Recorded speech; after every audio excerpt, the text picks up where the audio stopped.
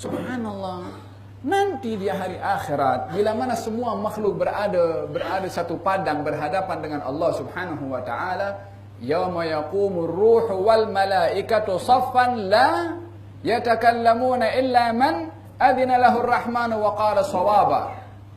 Yauma yaqumur ruh, di hari di mana malaikat Jibril akan berada pada waktu itu, berdiri, dan juga semua makhluk. Wal malaikatu saffa, dan semua malaikat berdiri dalam satu saf, tak ada sesiapa yang bercakap.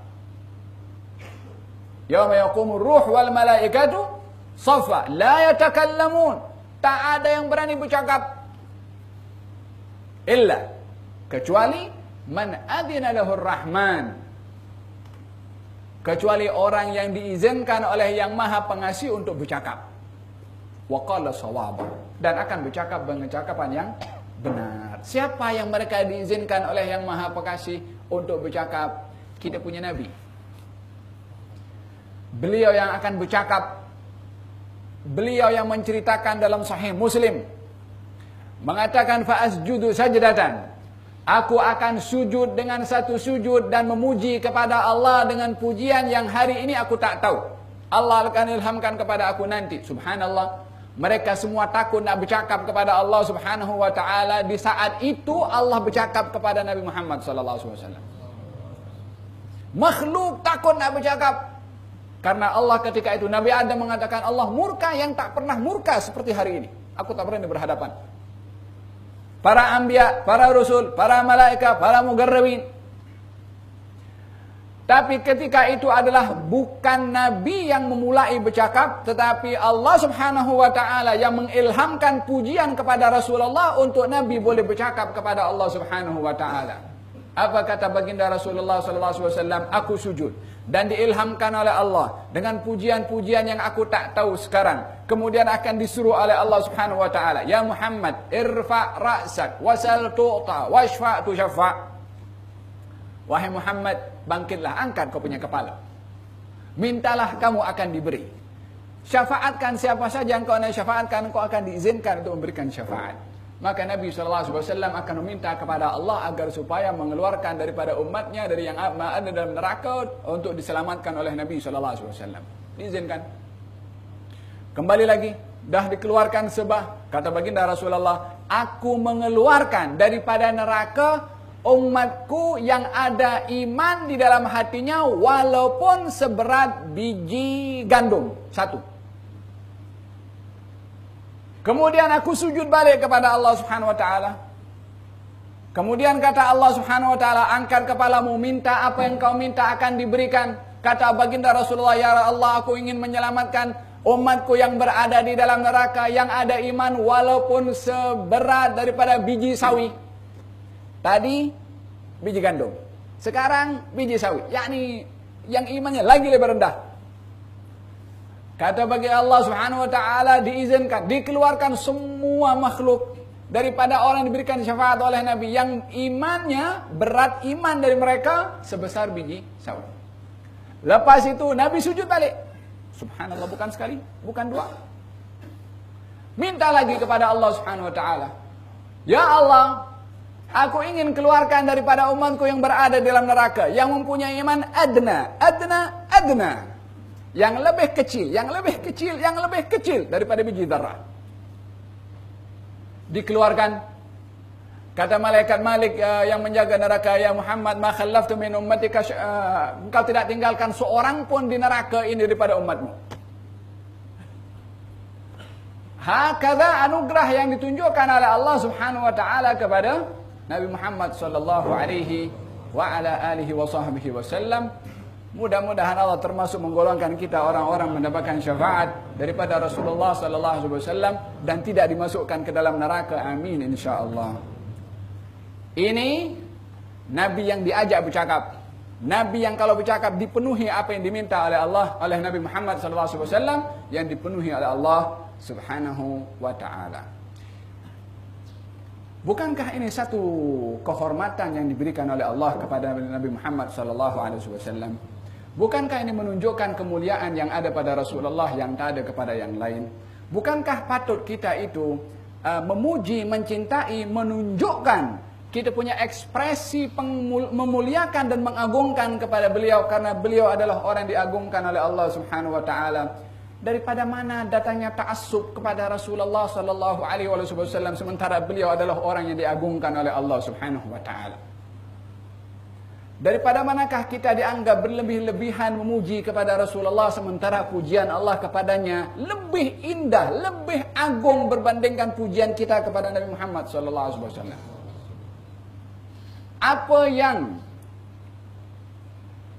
lebih daripada yang dizahirkan oleh Allah tentang kedudukan Rasulullah melalui firman-firman-Nya yang amat jelas makna dan kandungannya ketika turun firman Allah kepada Rasulullah sallallahu alaihi wasallam, alam nashrah laka sadrak wa wada'na anka wizrak alladhi anqadha dhahrak wa rafa'na laka dzikrak. Kami angkat sebutanmu wahai Muhammad. Jibril datang. Ya Muhammad, atadri, tahukah kamu apa makna Allah mengangkat nama sebutanmu? Jibril bertanya kepada Rasulullah. Kalau Jibril tidak bertanya kepada Rasulullah, itu sudah memadai untuk tahu kalau Nabi ini namanya disebut dan diangkat oleh Allah Subhanahu wa taala. Orang yang mengangkat orang lain bergantung siapa yang mengangkat. Semakin orang itu darajatnya tinggi, maka pangkat yang akan diberikan tinggi juga. Tapi kalau yang mengangkat yang maha tinggi, siapakah bayangan manusia boleh membayangkan ketinggian orang yang diangkat oleh yang maha tinggi? Wa rafa'na laka dzikrak. Nabi SAW tidak bertanya, wahai Jibril, bagaimana nama aku diangkat oleh Allah? Sebab Nabi ingin menunjukkan tawadhu. Dan sepatutnya seseorang kalau mulia semakin menzahirkan tawadhu. Nabi tak tanya kepada Jibril, tapi Jibril yang bertanya. Kenapa Jibril bertanya? Supaya kita tahu bagaimana kedudukan ini orang. Apa kata Jibril? Tahukah kamu bagaimana Allah mengangkat nama kamu? Kata baginda Rasulullah, Allahu a'lam. Allah yang tahu. Tak jawab Nabi. Jibril mengatakan, tidak disebut nama Allah kecuali nama engkau juga disebut bersamanya. Walihada Hasan bin Thabit mengatakan, wa dhammal ilahu wa syaggal ilahu isman nabi wa dhammal ilahu isman nabi ila ismihi fadul arshi mahmud idh qala fil khamsil muadzinu ashhadu wa dhammal ilahu isman nabi ila ismihi wa dhammal ilahu isman nabi ila ismihi fadul arshi mahmudun wa hadha Muhammadun. Allah memecah atau membelah namanya dengan nama Nabi Muhammad sallallahu alaihi wasallam, atau menggandengkan nama Allah dengan nama Rasulullah sallallahu alaihi wasallam. Bila ketika muadzin mengucapkan adzan, asyhadu an la ilaha illallah, asyhadu anna Muhammadan Rasulullah. Dalam tahiyat, asyhadu an la ilaha illallah wa anna Muhammadan Rasulullah. Dalam qamat, asyhadu an la ilaha illallah, asyhadu anna Muhammadan Rasulullah. Orang masuk Islam, asyhadu an la ilaha illallah, asyhadu anna Muhammadan Rasulullah. Hasan bin Thabit mengatakan, Allah mengiringkan namamu dengan namanya. Bukan nak menyamakan Nabi dengan Allah Subhanahu wa ta'ala. Hasya dhalik. Tak ada seorang pun daripada umat Rasulullah mengatakan Nabi anak Tuhan. Atau Nabi ada unsur ketuhanan. Ada orang bercakap, Nabi itu anak Tuhan, wala Nabi Tuhan. Walaupun Nabi Muhammad itu lebih mulia daripada Nabi Isa, kalau umat Nabi Isa masih mengatakan Isa anak Tuhan, tapi tak seorang pun daripada umat Nabi Muhammad mengatakan Nabi Muhammad Tuhan. Yang menuhankan selain Rasulullah ada. Di zaman kita pun orang Tuhan apa namanya kerajaan langit itu kan. Ada ngaku Tuhan, tapi tak ada pengikutnya pun. Firaun mengaku Tuhan, punya pengikut pun. Walaupun Firaun yang mengaku Tuhan di zaman kita sekarang ini pengikutnya tak seberapa. Nak dibandingkan dengan 1 miliar lebih daripada umat Rasulullah, tak seorang pun mereka mengatakan Muhammad anak Tuhan. Diiringkan nama Rasulullah dengan nama Allah. Agar apa? Liyujillah. Untuk agar supaya dimuliakan ini orang. Allah sendiri mengangkat namanya. Wadul arsy mahmudun wa hadha Muhammadu. Yang mempunyai arsy itu adalah yang maha terpuji. Ini adalah orang yang banyak dipuji. Mahmud terpuji, Muhammad yang banyak dipuji. Ini yang memberi nama Muhammad dan Ahmad adalah Al-Mahmud. Yang maha terpuji, Allah menamakan kekasihnya Muhammad yang banyak dipuji. Diberi nama Ahmad yang sangat terpuji. Peliknya sekarang kita sebut puji Rasulullah ta'assub. Ini fanatik. Ya salam. Tak apalah kalau kita nak dikatakan fanatik tentang Rasulullah sallallahu alaihi wasallam, sebaik-baik fanatik, karena kita meninggikan orang yang ditinggikan oleh Allah Subhanahu wa taala untuk memantapkan kemantapan iman yang keimanannya kepada beliau adalah merupakan satu kefarduan. Fahimtum? Hakada.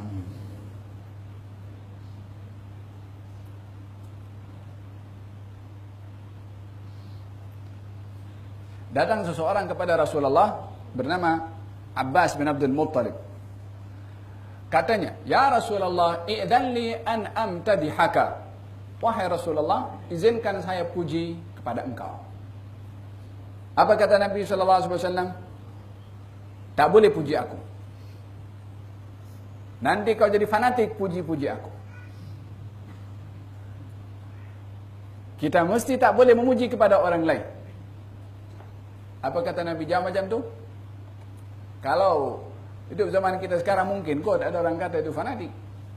Kata baginda Rasulullah, "Qul la yafdudillahu faka." Puji aku. Semoga Allah menjaga mulut kamu. Mulut siapa? Mulut orang yang nak puji Nabi. Apa kata Abbas bin Abdul Muttalib?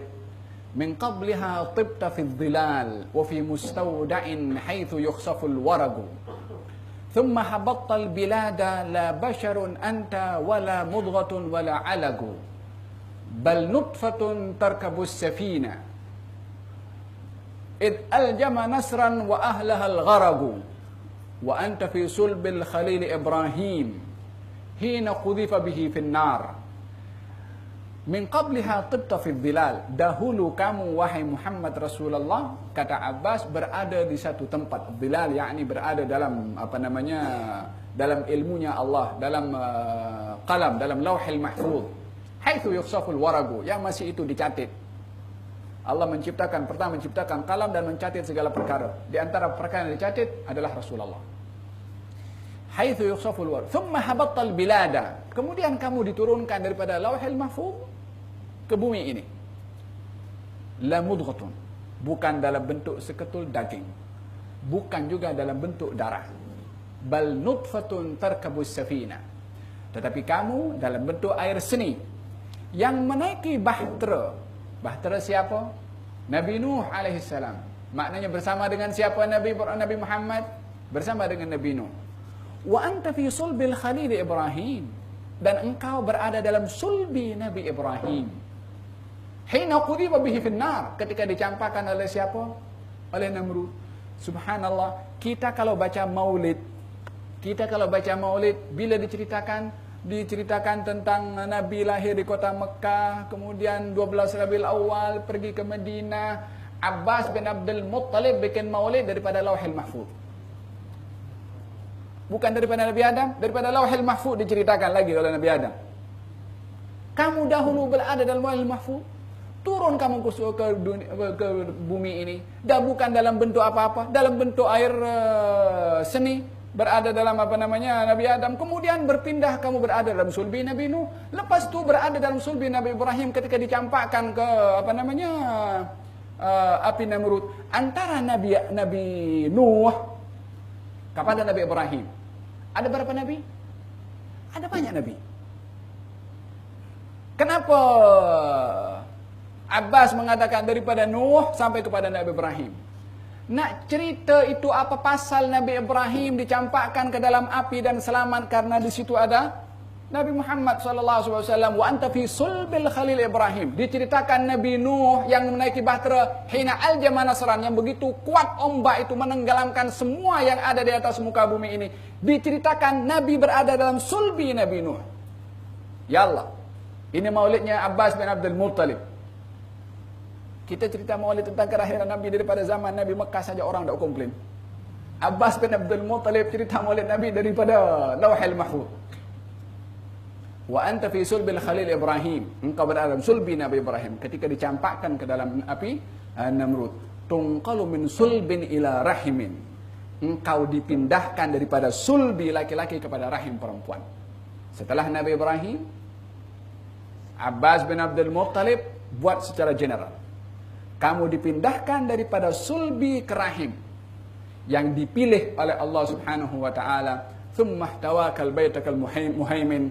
Kemudian engkau ditampung oleh ibu bapa kamu di rumahmu. yakni saat Nabi dilahirkan, wa anta lamma wulidta asyraqatil ardu wa dha'at binurikal ufuqu. Dan kamu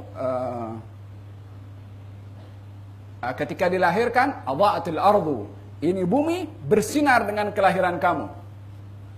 Macam mana bumi ini bersinar? Nabi yang bagi tahu. Wa inna ummi, Nabi meriwayatkan riwayat kelahirannya daripada ibunya. Sesungguhnya ibu saya ketika melahirkan saya melihat cahaya menerangi istana Kisra di Persia, menerangi istana Busra di negeri Asyam. Berapa jarak Mekah dengan Asyam, berapa jarak Mekah dengan Persia. Macam mana ibu Rasulullah Siti Aminah boleh nampak? Bukan nampak cahaya saja, nampak istananya. Simbol agama yang dibawa oleh Nabi akan sampai ke negeri itu. Wa inna ummi hina waladatni, dan ibu saya ketika melahirkan saya ra'at nuran, melihat cahaya menerangi istana Kisra di Persia dan istana Busra di negeri Asyam. Wa anta lamma wulidta, kata Abbas, dan kamu ketika dilahirkan, adha'atil ardu, bumi ini tersinari dengan engkau. Wa dha'at binurikal ufuqu, ufuk pun juga tersinari dengan kelahiran engkau. Wa nahnu min ba'diha, dan kami dengan nur yang kamu bawa subulir rasyad nakhtariqu, ikut di belakang cahaya panduan ajaran yang engkau bawa. Ini siapa ini? Maulidnya Abbas bin Abdi Al-Muttalib. Tak ada pun ahli hadis mengatakan Abbas bin Abdul Muttalib ta'assub dengan Rasulullah sallallahu alaihi wasallam. Mana lagi ta'assub? Abbas bin Abdul Muttalib yang cerita Maulid Nabi daripada Lauhul Mahfuz, atau kita yang cerita Maulid Nabi hanya di Mekah? Fahamtum? Hada pujian Abbas bin Abdul Muttalib. Qul la yafdudillahu faka. Katakan wahai Abbas, Allah menjaga mulut engkau. Diriwayatkan Abbas bin Abdul Muttalib ketika meninggal dunia, tak ada satu gigi yang terlepas daripada mulutnya, dan umurnya adalah lebih daripada 70 tahun. Utuh semua. Berkat apa? Berkat memuji kepada Nabi SAW. Berkat doa yang didoakan oleh Rasulullah kepada Sayyidina Abbas bin Abdi Al-Muttalib. Ka'ab ibn Zuhair. Tahu Ka'ab ibn Zuhair? Ka'ab ibn Zuhair salah seorang yang masuk dalam blacklist, dihalalkan oleh Rasulullah untuk dibunuh disebabkan mengeluarkan syair-syair yang memaki, mencaci, merendahkan kepada Rasulullah. Maka pada ketika itu baginda Rasulullah sallallahu alaihi wasallam yang meletakkan salah seorang daripada 6 orang yang boleh dibunuh ketika Fathu Makkah, salah seorang daripada mereka Ka'ab ibn Zuhair. Ka'ab ibn Zuhair bersembunyi, tutup dia punya muka, datang kepada Rasulullah tanpa ada orang tahu kalau itu adalah Ka'ab ibn Zuhair, penyair. Kata baginda Rasulullah, kata Ka'ab ibn Zuhair, ya Rasulullah, dia umdud yadaka, hulurkan tanganmu, aku nak mengucap 2 kalimat syahadat. Nabi diam. Kemudian 2 kali, 3 kali, baru Nabi hulurkan tangannya. Maka Ka'ab ibn Zuhair membacakan syair pujian kepada Rasulullah di hadapan Rasulullah, yang syair pujiannya hingga hari ini kekal berada dalam kitab-kitab sahih, dan syair itu diberi namakan burdah. Burdah itu kain selendang. Kenapa syair itu diberi nama burdah, kain selendang? Sebab Ka'ab ibn Zuhair ketika memuji kepada Rasulullah ketika itu, Nabi beri selendangnya kepada Ka'ab ibn Zuhair. Muawiyah menawarkan dengan jumlah uang yang besar nak beli itu serban atau selendang yang diberikan oleh Rasulullah kepada Ka'ab ibn Zuhair. Untuk apa? Ini serban orang yang pergi naik ke Sidratul Muntaha. Ini Ka'ab ibn Zuhair daripada orang yang blacklist menjadi orang yang balik ke rumah selamat membawa serban Rasulullah SAW. Sebab apa? Memuji kepada Nabi sallallahu alaihi wasallam. Nak diceritakan panjang lebar lagi tentang pujian Rasulullah sallallahu alaihi wasallam, pujian sahabat kepada Rasulullah. Hasan bin Thabit, qara'na fi ad-duha wa la sawfa yu'ti fasarra qulubana dzakal ata'u. Kami baca dalam surat Wad-Duha, fasarra qulubana dzakal ata'u, dan kami gembira dengan apa yang terkandung di dalam surat Ad-Duha. Sebab apa? Sebab dalam surat itu ada firman Allah, wala sawfa yu'tika rabbuka fatarda. Allah akan memberi kepada engkau pemberian sehingga engkau puas. Kita kalau nak beri pemberian, adakah kita tanya, kamu puas tak dengan pemberian saya? Atau kita beri pemberian, kita kalau berceramah itu kan bagi tahu. Kalau nak bersedekah ikut kemampuan. Tapi bagi Allah kepada Rasulullah akan diberi sampai yang diberi puas hati. Perbezaannya kalau kita memberi kepada orang lain, orang yang diberi mesti puas hati. Kalau Allah memberi kepada Rasulullah, ditunggu puas hatinya Rasulullah. Wala sawfa yu'tika rabbuka fatarda. Innallaha yu'ti wa anal qasim. Allah yang memberi, saya yang mengagihkan. Ini khazain milik Allah Subhanahu wa taala, adalah diberikan oleh Allah otoriti mutlak kepada Nabi untuk mengagihkan kepada siapa saja. Dalam surat Al-Anfal, ketika Nabi mengagihkan harta rampasan perang mengikut kehendak Rasulullah, diprotes oleh sebahagian orang, Allah turunkan surat Al-Anfal menegur kepada yang protes. Walaupun nampak zahirnya bias, tak seimbang. Tapi ini, aku punya kekasih. Ini orang, aku sayang kepada dia. Tak boleh protes. Apa dia buat, kena terima. Yang protes kepada Nabi yang ditegur oleh Allah Subhanahu wa taala. Allahu yu'ti wa anal qasim. Allah memberi, saya yang mengagihkan. Wa hakadha, dalam beberapa hukum orang melakukan sembelih korban bukan dengan lembu, bukan dengan kambing, bukan dengan onta, dengan ayam atau dengan kata Nabi, okey, halal untuk kau, jangan, tidak boleh kepada yang lain. Tahu dibagi terus oleh Nabi sallallahu alaihi wasallam. Pasal apa? Ini orang yang ada kedudukan di sisi Allah Subhanahu wa taala. Idzan batasan kita memuji kepada Rasulullah sallallahu alaihi wa ala alihi wasallam wa ala tafannuni wasifihi biwasfihi yafna az-zamanu wa fihi ma lam yusafi. Sebanyak mana kita nak mengungkapkan tentang kedudukan Rasulullah, masih banyak lagi yang belum terungkap tentang Rasulullah sallallahu alaihi wasallam. Allah, keluar tajuk sikit pula ini. Allah, kita nak cerita pasal pasal tambahan iman. InsyaAllah apa yang kita dengar ini menambahkan lagi iman kepada Allah Subhanahu Wa Taala dengan meletakkan kecintaan kepada Nabi Sallallahu Alaihi Wasallam. La yu'min ahadukum hatta akuna ahabba ilaihi min nafsihi wa min waladihi wa walidihi wan nasi ajma'in. Tidak sempurna iman daripada kamu kecuali mengasihi aku lebih daripada ayahnya, anaknya dan juga seluruh umat manusia.